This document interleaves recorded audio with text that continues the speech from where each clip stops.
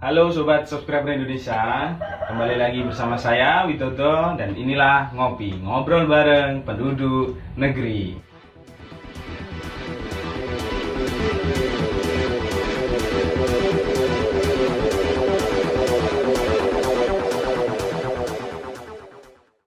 Dan puji syukur kehadiran Tuhan Yang Maha Esa, kali ini saya dan sobat-sobat masih diberi rezeki dan kesehatan kecukupan sampai hari ini.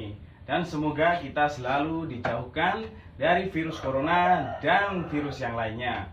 Di Ngopi, kita akan mengobrolkan tentang cerita-cerita unik, menarik, dan inspiratif dari siapapun itu, baik itu tokoh masyarakat, pengusaha, ataupun orang biasa. Dan untuk episode kali ini, topik kita masih sama seperti yang kemarin, yaitu tentang virus corona. Tetapi, kalau untuk kemarin kita kedatangan narasumber 2 orang pengangguran, hari ini kita kedatangan seorang mahasiswa, yaitu Mas Ivan. Halo Mas Ivan. Halo. Gimana kabarnya? Baik. Alhamdulillah. Dan untuk sobat-sobat di rumah ketahui, Mas Ivan ini adalah salah satu seorang mahasiswa di perguruan tinggi di Yogyakarta tentunya. Oke. Dan pertama-tama kita suruh Mas Ivan untuk memperkenalkan dirinya sendiri dulu. Monggo Mas Ivan. Mas Ivan ini siapa? Halo, saya Ivan.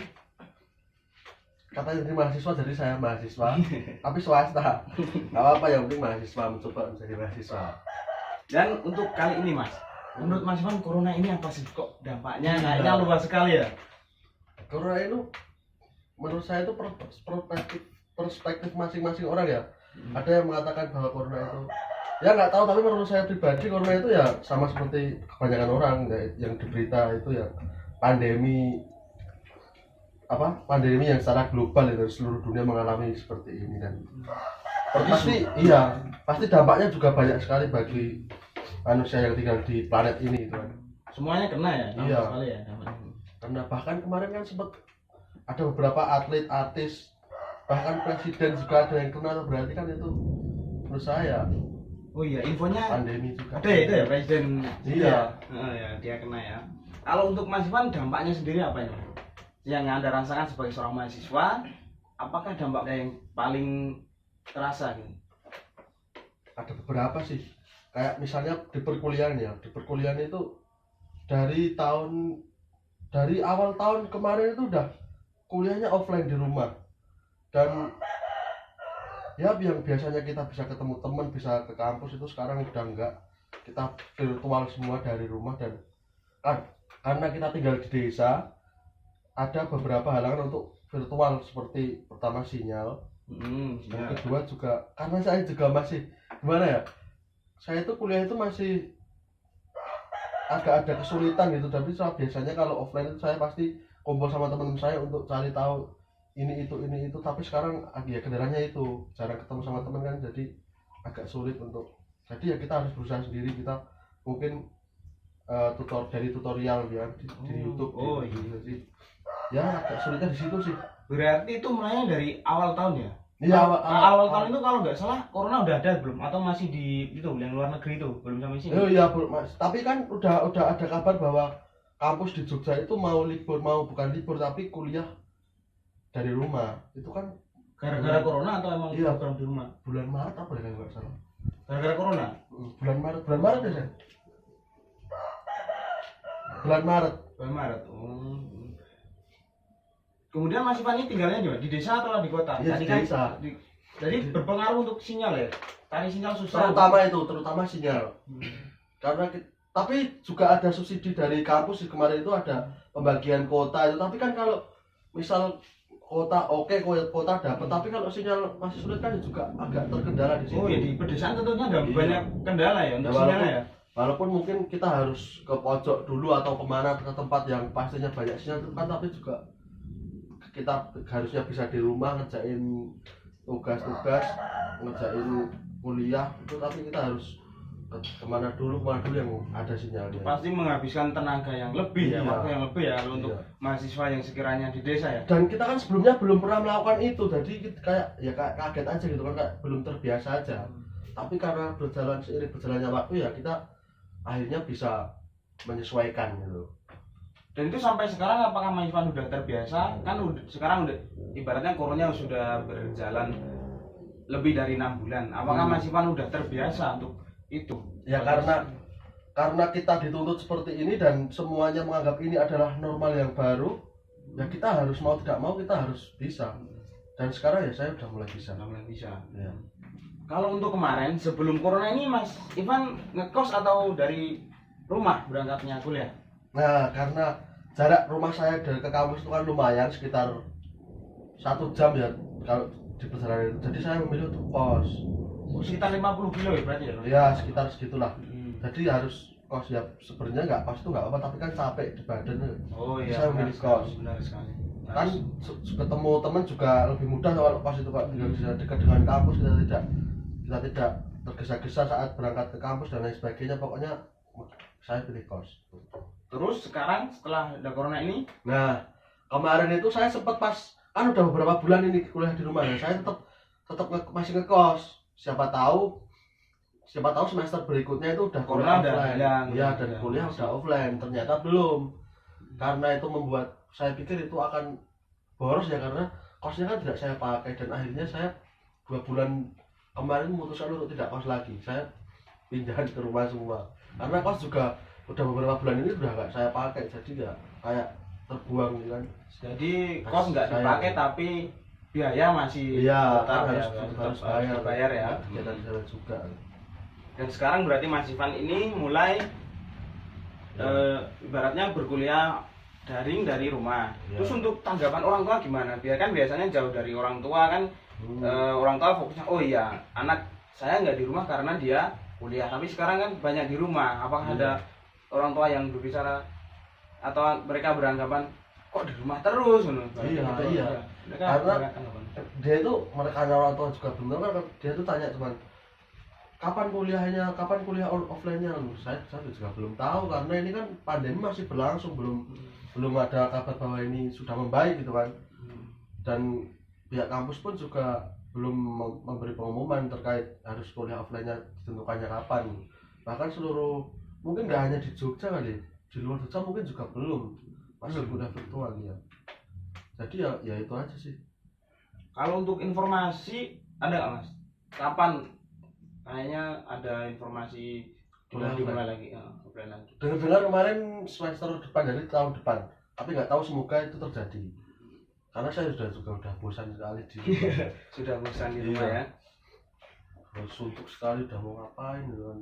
Kayak waktunya ya terbuang, dan tugasnya itu menurut saya malah banyak di rumah daripada di kampus itu. Nggak tahu kenapa, mungkin ya nggak tahu kenapa ya, tapi perasaan saya itu tugasnya malah lebih banyak, lebih repot di rumah gitu, lebih chaos, karena kita pertama nggak punya temen. Kita kalau tanya temen cuman via WhatsApp sama video call mungkin ya, kalau teman kita nggak sibuk. Kalau sibuk juga kita akan tutorial juga ya, tutorial ya paling bisa membantu kita saat ini gitu. Kalau untuk pengalaman Mas Ivan ini ada nggak yang teman-teman yang berarti merasakan dampak yang lebih hebat dari Mas Ivan ini, ada nggak? Oh, kemarin sempat ada cerita temen itu, bahwa temen yang dari kan kampus saya itu ada berbagai dari kalangan mahasiswa ya, maksudnya tempatnya itu nggak cuma ada di Jogja, mereka tinggal, ada yang dari luar Jawa, ada yang dari pokoknya dari Nusantara. Oh, dari Nusantara ada semua. Sampai dari barat sampai timur. Kemarin teman saya yang dari Aceh itu beberapa bulan saat kuliah offline dimulai itu mereka memutuskan untuk tinggal, untuk mencari pekerjaan di sini. Tetapi ya karena ini dinilai mungkin terlalu lama, jadi dia memutuskan untuk pulang ke Aceh. Kalau teman saya yang di NTT sama Papua itu beberapa masih ada yang tinggal di sini, tapi tetap mencari pekerjaan.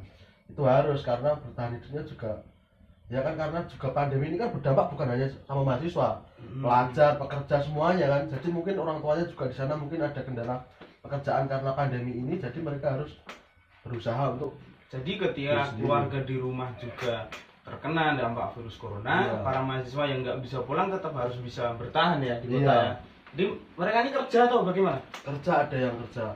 Kemarin teman saya itu kerja di kayak jaga-jaga toko gitu, atau enggak jadi pelayan di kafe dan lain sebagainya. Banyak sih mereka, ada yang ambil part time, ada yang buka usaha kecil-kecilan juga ada. Banyak mereka, jalan mereka untuk bisa tetap bekerja dan menghasilkan uang untuk bertahan hidup di Jogja. Menarik sekali tentunya sobat-sobat di rumah. Dan untuk di keluarga Mas Ivan sendiri gimana nih? Adakah keluarga yang juga ikut terdampak virus corona ini? Di keluarga saya Heeh. ya ada sih mas. Kayak ya ada gimana ya, bapak saya tetap bekerja tapi ya kerjaannya mungkin berkurang gitu, tapi masih alhamdulillah masih bekerja. Dan kalau dampak dari keluarga ya mungkin ke sayanya, maksudnya kayak orang tua itu sebenarnya ya gimana ya, ya lebih hemat karena kan saya sehari-hari mengeluarkan biaya untuk kos, untuk transport kuliah dan lain sebagainya. Nah itu berkurang semuanya karena saya sudah tidak kos, saya sudah tidak keluar rumah dan saya tetap di rumah. Jadi uang untuk saya pribadi untuk ibaratnya uang saku saya itu udah operasional ya. Udah nggak ada. Nggak ada. Ya sedikit lah, nggak kayak seperti biasa. Itu mungkin keuntungan bagi orang tua saya. Itu malah menguntung ya. Iya. Tapi juga gimana ya, di segi pekerjaan bapak kan berarti tetap itu. iya, tapi mungkin kebutuhan yang lain muncul, seperti mungkin harus beli apa ya, ya mungkin kalau bapak saya kan pulang beberapa minggu sekali pulang. Nah itu kan mungkin pas kemarin masih kayak PSBB dan lain sebagainya kan membutuhkan swab dan lain-lain. Nah itu kan juga biaya lagi. Ya mungkin ya tidak sepenuhnya berkurang tapi teralihkan buat yang lain, dan ini itu pasti ada lah. Ada juga berarti. Ya pasti ya nggak sepenuhnya berkurang, pasti ada lagi untuk biaya ini itu yang tidak terduga juga. Oh gitu ini. Berarti bapak masih pulang pergi ya untuk bekerja ya? Iya. Terus kalau pas pulang itu tanggapan warga sekitar gimana? Nah kemarin itu pas masih ibaratnya masih apa ya, masih hangat-hangatnya corona kemarin itu, bapak saya itu agak kayak apa namanya, imigran gelap itu. Nah itu jadi dikucilkan atau bukan dikucilkan, tapi kayak mencari celah biar warga sekitar tuh nggak tahu kalau ayah saya pulang gitu. Oh pulang. Iya mungkin. Nah kan harusnya lapor dulu, memang udah lapor prosedural lapor, tapi tetangga sekitar kan ya tahu sendiri lah anunya gimana kalau orang dari luar itu gimana. Pak, saya jemput ayah saya itu saat pasti pagi sebelum subuh itu saya udah jemput. Dan pagi-pagi itu saya sudah sampai di rumah dan tetangga saya nggak ada yang tahu apa, dan bapak saya itu mengurung diri di rumah supaya tetangga nggak tahu. Jadi juga nggak keluar sama sekali. Kemarin ada beberapa kali itu pokoknya nggak ketahuan lah sama tetangga, tapi kalau pernah satu kali ketahuan itu jadi omongan sekitar. Gimana itu? Ini bapak saya itu bapaknya Ivan itu dari Jakarta nggak tahu gitu, pulang langsung apa nggak takut apa nggak gini gitu, pokoknya gitulah.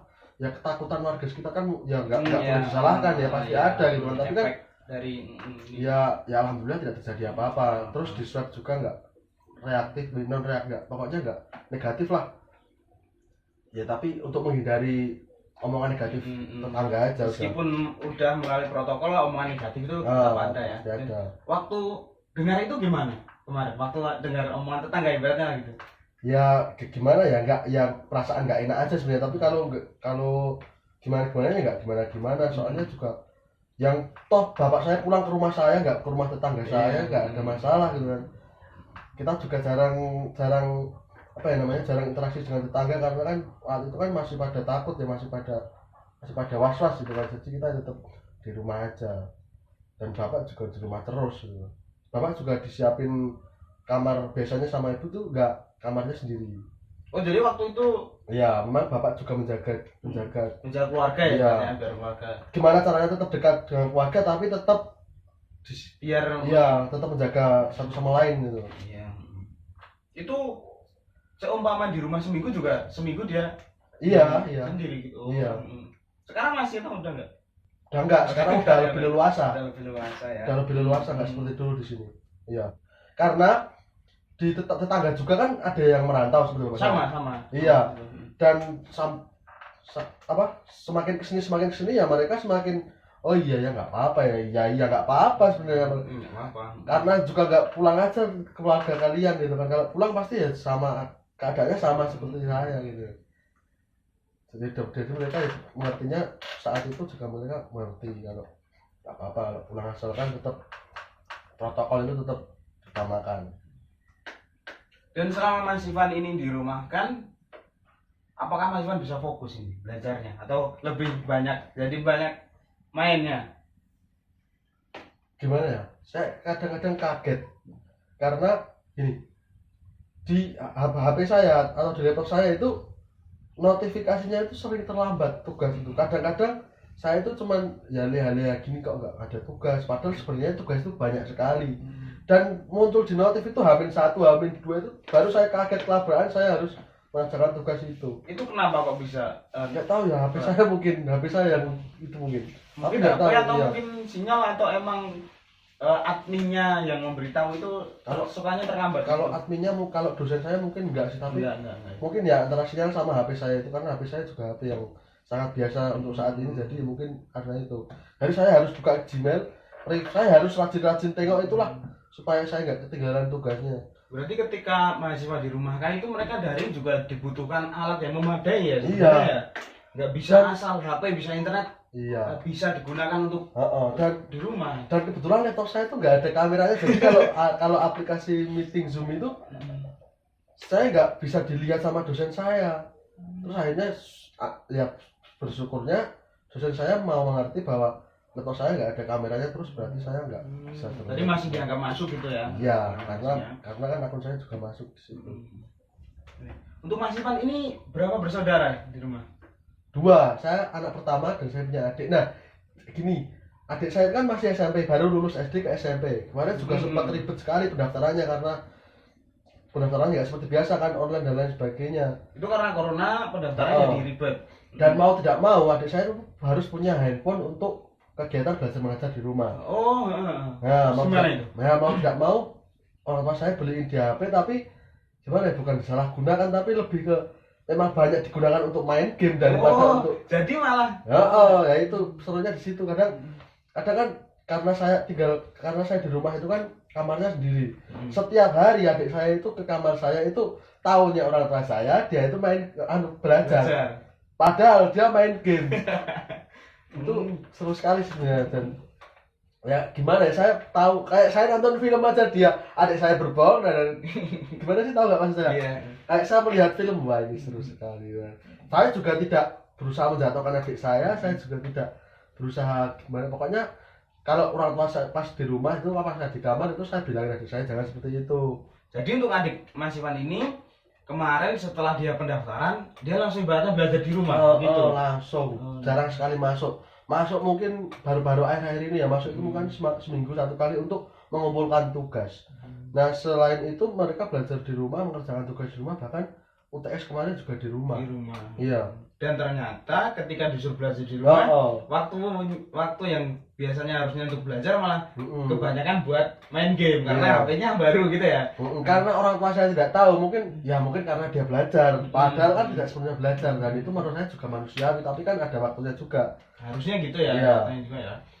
Berarti karena orang tua sibuk atau yang lain? Ya karena bapak saya kerjanya di luar dan ibu saya juga sibuk mengurus rumah, jadi ya saya yang dikasih amanah untuk mengawasi adik saya. Tapi ya gimana, saya juga kakaknya dulu pernah juga, iya, jadi anak kecil yang suka harusnya dan masih saya, seneng-senengnya pergi menuntut ilmu ke sekolah, ibaratnya belajar waktu ada gurunya, dan ketika istirahat ataupun dia bercengkrama bermain dengan teman ya. Dan yang saya takutkan adalah kalau semakin lama siswa itu belajar di rumah itu kayak itu kan sebagai kayak kebiasaan baru ya. Takut saya nanti kalau udah saatnya belajar offline di sekolah itu ada rasa malas untuk datang ke sekolah gitu. Takut saya itu. Karena sudah terbiasa. Iya, dan sekarang adik saya itu bangunnya itu minimal jam 9 pagi baru bangun. Kan harusnya kan jam 6 harus sekolah. Paling enggak itu jam 5 misalnya, terus jam 6 udah berangkat ke sekolah. Dan sekarang waduh ini gimana ini. Tapi ya mau gimana lagi dengan kebiasaan baru kan. Tapi saya wanti-wanti dari sekarang, besok kalau sekolah itu kan kamu harus mengubah pola hidup, padahal saya juga sebenarnya pola hidup saya masih. Jadi Mas Ivan tetap ibaratnya mengasih nasihat ya kepada adiknya ya. Dan adik saya itu nggak mempan kalau dikasih nasihat cuma dari lisan, harus dengan contoh. Padahal saya mengatakan diri sendiri bahwa saya juga belum bisa seperti itu. Berarti karena masih anak-anak mungkin ya, ibaratnya kalau hanya dari nasihat itu masih sulit, harus dikasih contoh ya. Berarti tetap harus merubah kitanya dulu ya berarti. Iya. Dan saya juga berusaha mengubah diri saya sendiri saat ini. Karena ini juga mengubah saya sebenarnya, kayak kan tugas bisa dikerjakan kapan saja, kecuali kuliah meeting Zoom tadi harus tepat waktu kan. Kalau tugas-tugas biasanya kan juga kalau di kampus saya malah justru kebanyakan malah tugas biasa dan meeting Zoomnya itu jarang. Jadi saya bisa mengerjakan tugas itu kapan saja, mungkin malam hari atau ya kebanyakan larut malam saya mengerjakannya, karena ya saya gimana ya, siang itu masih tidur, pagi masih tidur, masa ya itu mau saya ubah tapi sulit sekali ya, pelan-pelan lah. Dan pernah nggak Mas Ivan ini ketika mengumpulkan tugas ibaratnya telat, ibaratnya Pernah. ada deadline? Pernah. Kemarin itu saya telat 2 menit mas. Telat 2 menit? 2 menit udah nggak bisa diupload. Udah nggak bisa? Karena itu tadi sinyal. Oh. Karena saya dan itu kebetulan filenya itu lumayan besar, otomatis menguploadnya membutuhkan waktu yang lebih lama. Butuh waktu lebih lama, butuh sinyal yang lebih kuat. Betul. Kan begitu ya? Betul. Dan akhirnya telah 2 menit saya mulai upload, tulisannya udah mungkin file ini ada yang intinya nggak bisa lah. Iya. Dan saya mencoba menghubungi dosen saya, ternyata tetap nggak bisa diterima ya. Nggak bisa diterima ya. Udahlah gitu kan. Padahal itu terkendala karena sinyal tadi ibaratnya di rumah ya. Iya, dan dosen saya karena watak dosen juga berbeda-beda, mungkin ya udahlah. Jadi dosennya nggak mau tahu ya. Kalau yang lain ada nggak dosen yang nggak apa-apa deadline karena ada. Nah itu karena tahu kondisi ya, alhamdulillah banyak sekali gimana pun. Dan yang mau memaklumi saya itu beliau tahu bahwa saya tinggalnya di desa, jadi mereka paham sekali untuk memaklumi keadaan saya itu. Mas Ivan ini tinggalnya di mana sih kalau boleh tahu? Di Wonosari, Gunung Kidul ya. Jadi tentunya masih banyak tempat-tempat yang sinyalnya terkendala sinyal itu tadi ya. Ya, tidak semuanya, tapi ada beberapa tempat termasuk tempat saya yang susah sinyal, susah sekali. Dan itu mengganggu kegiatan belajarnya Mas Ivan di rumah gitu. Dan menurut Mas Ivan ini bagaimana agar seorang mahasiswa yang seperti Mas Ivan ini agar tetap bisa mendapat nilai yang maksimal walaupun di tengah pandemi seperti ini yang belajarnya terkendala semua hal? Itu menurut Mas Ivan bagaimana? Ya kalau menurut saya sih tetap tepat waktu kayak tadi kan. Kalau kan beda-beda dari satu mahasiswa ke mahasiswa yang lain. Kalau saya kan karena alat saya yang ibaratnya kurang memadai kasarannya, tapi saya harus rajin-rajin cek notifikasi itu kan. Ya intinya kalau ada tugas kumpulin, kalau ada tugas kerjain dan kumpulin itu. Dan kalau bisa sebelum deadline jauh-jauh hari sebelumnya itu harus jadi ya, gitu ya. Betul. Dan menjalin hubungan baik dengan dosen itu sangat perlu. Sangat perlu sekali ya. Iya. Karena bagaimanapun ya dosen itu, menurut saya dosen itu kan penilaiannya subjektif menurut saya. Enggak. Kalau dosen itu cocok dengan mahasiswa A, dia akan baik dengan mahasiswa A tersebut. Jadi ya gimana caranya kita itu tetap pengaruh ya. Menurut saya pengaruh, dan itu mungkin bisa dicoba itu. Itu aja sih menurut saya. Jadi intinya corona ini membentuk kebiasaan baru bagi seorang mahasiswa seperti Mas Ivan. Dan untuk teman-teman Mas Ivan di rumah yang terkena dampak virus corona ini, ada pesan-pesan nggak nih Mas?